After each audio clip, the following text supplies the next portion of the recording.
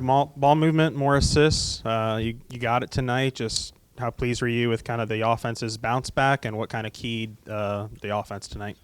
Yeah, I thought the ball movement, especially in the first half, was excellent. I think we had 127 passes in the first half. I think 10 assists maybe on 13 baskets in that first half as well. You know, when you play games against good competition, you hope you can go back and review video and find out where your weaknesses are. And certainly lack of ball movement was a big weakness on our part in the last two games in Nassau. But I will say that the way the schedule laid out in the Bahamas was difficult. Games 2 and 3, we didn't even have 24 hours. I've never seen a team so tired. No excuses, because you know that going into a tournament that plays 3 games in 3 days. But Memphis is really good, and North Carolina is really good. And in a short sample size, I know it was an exhibition game, but you play Purdue in an exhibition game. You go to the Bahamas, you play those 3 games. You play this game tonight. We've really been challenged, and I think we're going to get better. Incredible home crowd tonight. I mean, just an insane environment. Really cool to experience that, even as a kind of an old guy, you know.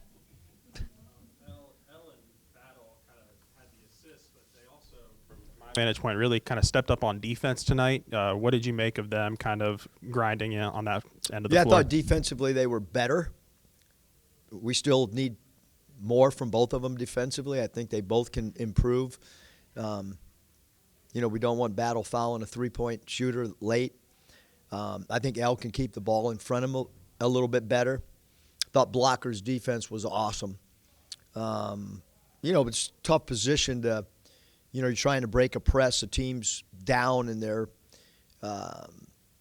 coming at you with an extra defender. And I'm sure Layden's going to, he's going to be able to – that's a big-time learning experience for a freshman to be in a game, down the stretch against Duke in front of the largest crowd in the history of Bud Walton, and do it, early in his freshman year. So a lot of really positive things. I thought the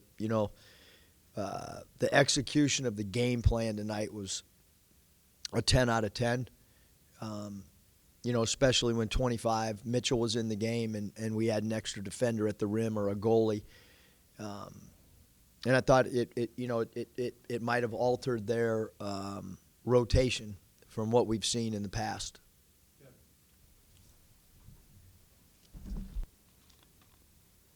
As we talked a lot in the preseason and leading up, even through the exhibition season, about all the depth and quality of depth. And with Tremont Mark, your leading scorer, out, maybe your most efficient and effective guy throughout the year so far, guys stepped up. L. Ellis got off the slump.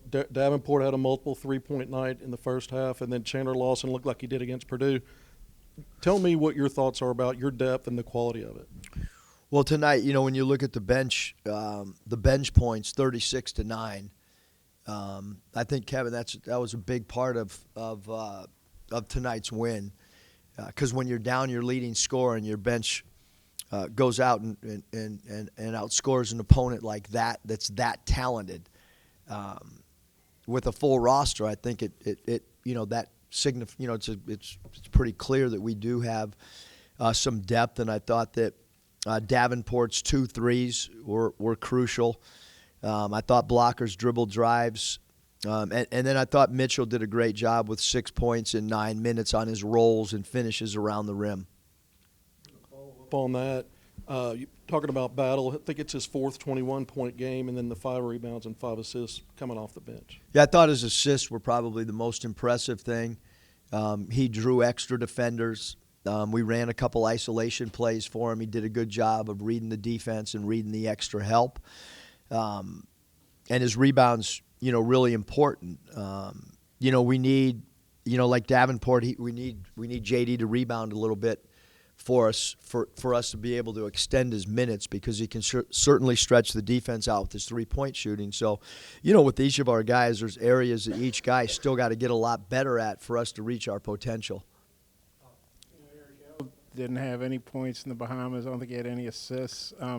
What happened to him in the Bahamas, and then what happened tonight, where he looked, more like his usual self, I guess?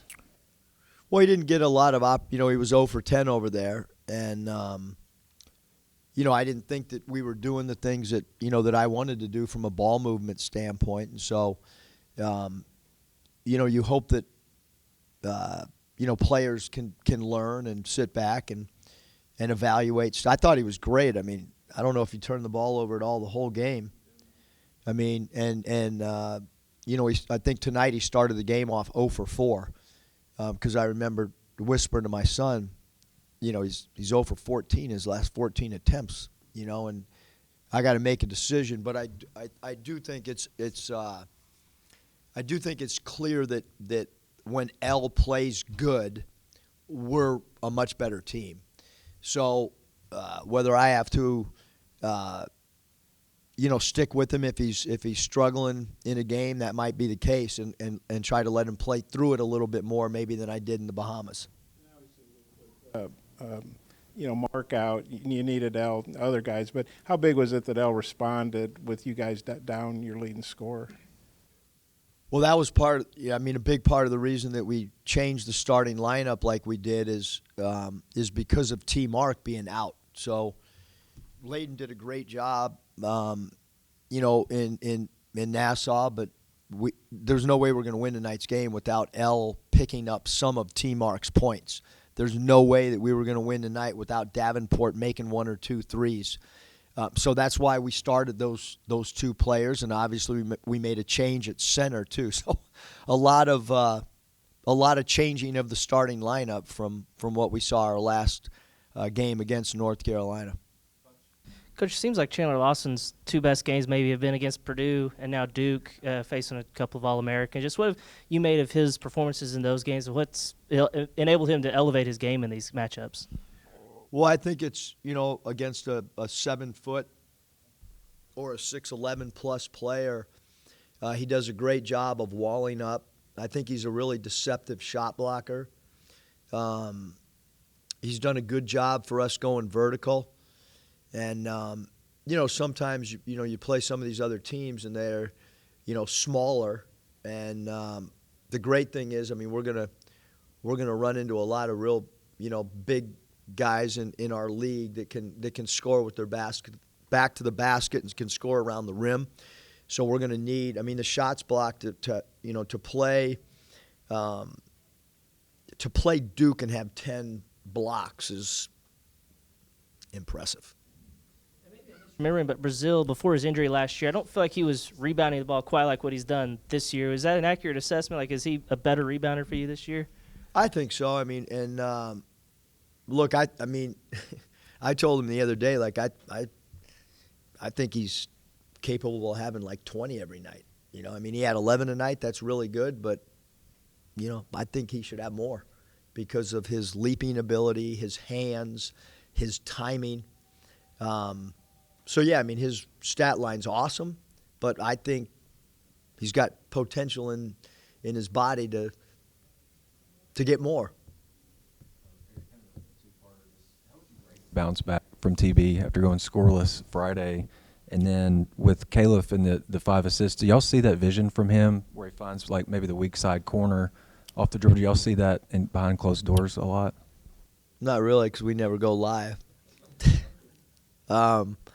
No, I just thought that, when he gets cooking, team, that occupies extra defenders, and I thought some of our guys had really good spacing. Like we were running to the ball all the time in the Bahamas. Like, it was like some guy dribbles and then 2 guys are running towards him. It's like, no, you got to do the opposite. Freaking run away from the ball to get open. We weren't getting open on dribble handoffs. We weren't setting our man up, and I thought we did a way better job tonight of little things like that. Coach, you've touched on it a little bit already, but towards the end of the game, you had a lot of trust in Layden Blocker. What did you learn about the freshman tonight? Well, I think that he earned that based on the way that he played in the Bahamas. But we also learned that when he goes to the offensive glass, R.J. Davis just annihilated us on their sideline break when Layden was doing that. And that's what you want. You want your players and your teams to learn from wins and losses. Like, there's a lot we're going to be able to learn from tonight as well.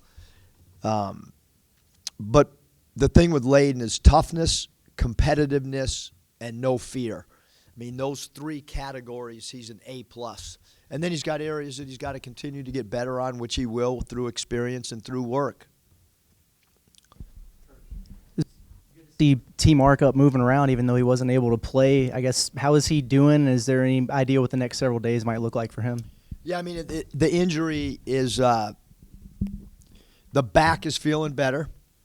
Now we have some hip and groin stuff just from the aftershock of, what the body absorbed. Really impressive because, we took off for 2 days, which we never do, Saturday and Sunday. And we show up Monday, and he's in full uniform. I mean, there was no chance he was going to be able to do anything but gingerly walk around. But he put his uniform on. I've never seen it ever. He did it again today. He did it yesterday. Like, he's, and I think that, helped our chemistry, believe it or not. Like, that's a player being all in to – I mean, he could have easily been in street clothes. He could have easily gone and laid off on the side and, gotten treatment. Didn't get treatment at all Monday, Tuesday, or today in shoot-around. He was in full uniform, standing, going from station to station. He asked questions about the game plan. But when he's available, have no idea because we're not going to play him if that groin has that's an injury that can linger. And there's no way we're putting him out there until he's got full clearance. Coach, KB really led the way in the second half with 15 points. Can you talk about just what he was able to do to really take over and get momentum going into the late minutes of the game? Well, I think anytime you have an explosive scorer, he's a really confident player, and he saw a couple go through.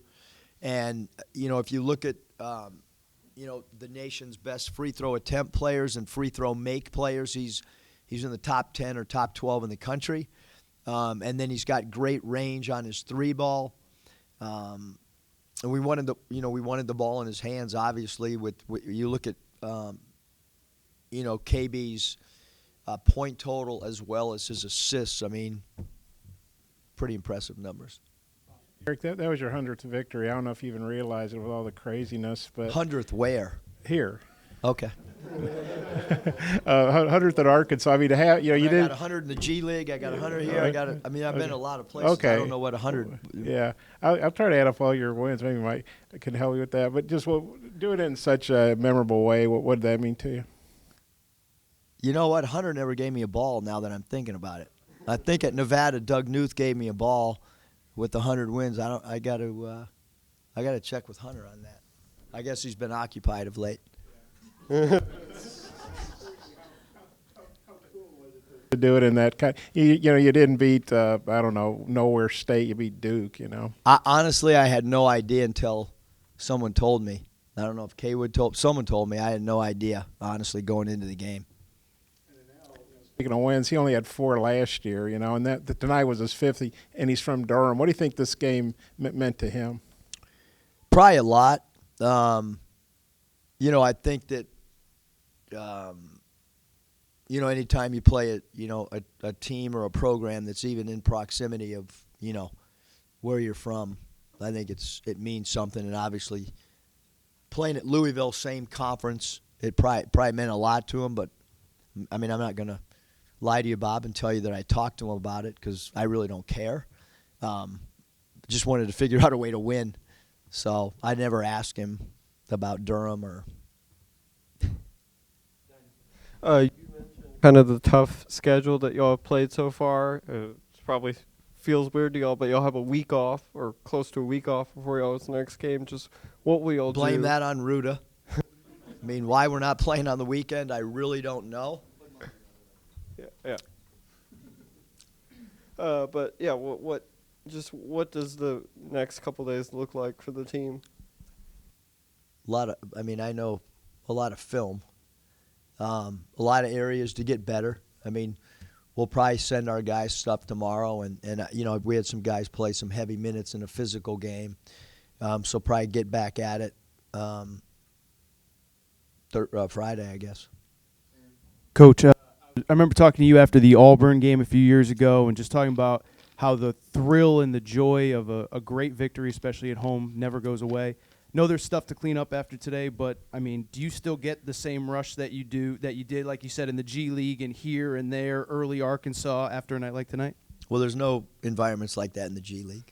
I can promise you that. Anybody that's been to a G League game, there's about 100 people there. But, yeah, I mean, really, Aaron, like tonight, like the locker room, one of the coolest things ever is to see student athletes celebrate. I mean, they put so much work into it, and I mean, look, we don't have the record that we were hopeful to have. You lose tonight's game, now all of a sudden you're 500, and then you're wondering you got to get some signature wins, and so like there was a lot of pressure on tonight's game, a lot. And I thought our guys responded. Like, I mean, we let them know where we were. I mean, we didn't act like, hey, it's early in the season, we got time. I mean, it was discussed that it was a must-win for us. And then for them to have internal pressure, external pressure, crowd pressure, and then to be able to, get a win is huge. And, it's like for all the coaches, their families, and the players' families. I mean, I had a lot of people fly in from a lot of different parts of the country tonight, and it meant something, nationally as well. Coach, all that pressure, and the guys still, I mean, in the second half there, I think KB and Mackay are dancing after some made buckets. They played with a swagger tonight. Could you feel that type of performance maybe coming, or did you need to really see it and the players needed to feel it to maybe build some confidence moving forward? I think everybody wants to see it, feel it, but I walked in the building thinking we were going to win tonight. No one feels sorry for you. I mean, I started laughing. I go, after the game, no one's even going to know that our leading scorer didn't play. If you don't win the game, nobody's saying, well, T. Mark didn't play, because nobody cares. It was a great lesson. Chuck Daly, I heard him say it 100 times. Nobody gives whatever word you want to use when you got a guy out. They just say you won or lost. And so I thought our guys they responded. I mean, we talked the last 2 days like we were going to win the game. Like we weren't coming in here hopeful. We felt that we were going to win if we did X, Y, and Z, and we did that. We won the battle of the boards. We went to our depth a little bit earlier than normal. We had a couple guys make threes that maybe hadn't. We told our foremen they were going to be wide open based on the fact that if we put our 5-man in pick and rolls, their 4-man's going to help when our 5 rolls. And sure enough, some of those things started happening, and our guys, had great belief and knocked down some shots that maybe we hadn't in Nassau. When you're starting to create some separation, Caleb hits a 3, puts you up 8. He hits another one later, puts you up 14. How much do you think he loves those momentum-type shots? I mean, he, I think one of them he missed too. I think he and JD might be related, Note, because they both just kind of out there balling. You know what I mean? Like some of his shots, you're like, oh no, and then they go in and you're like, oh, great shot. Defense. This team was an elite offensive team, top 10 in the country according to KenPom. You took everything away they did well. Their assisted turnover was 2-1 as a team, 10-8. They barely broke even there, and then 35% from the field, 27% from 3. You took it all away. Did it start on that end really? Because the ball movement was better on offense, but was the defense really the catalyst? Yeah, I mean, I think offensively it was. We added 2 pick and roll plays. One of them we called it Duke Fist, and that we got a lot of open shots with our 4-man going from the right wing and looping underneath to the left corner. TB got, 2 wide open looks, and I know Davenport got one when he played that same spot. But yeah, defensively, I think the one area, Kevin, that we were really disappointed in was the defense in Nassau. Because shots come and go, and I thought defensively we have enough quickness and enough length to play better on that side of the ball.